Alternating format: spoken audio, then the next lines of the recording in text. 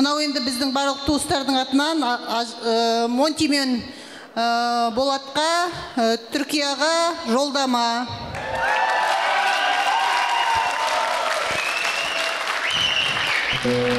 Рахмет. Құдалар қызым беріп жатыр.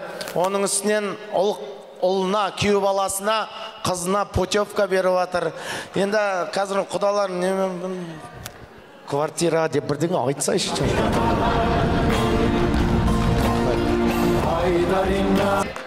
Сол құдалар бір-біріне берген сыйлықпен бақытты болып кететін болса адам, жер бетінде бақытсыз адам болмаушы еді. Бұл тек қана сіздердің беріп жатқан, енді қызыңыз армандаған шығар үйде жүргенде, бір Турцияға барғым келіп еді деп жүргенде, тұрмысқа шығып кетіп, әкесі мен шешесі қайда барсаң онда бар, мә саған путевка деп тұр ғой. Рахмет, Алла разы болсын, бір қошемет соғайық.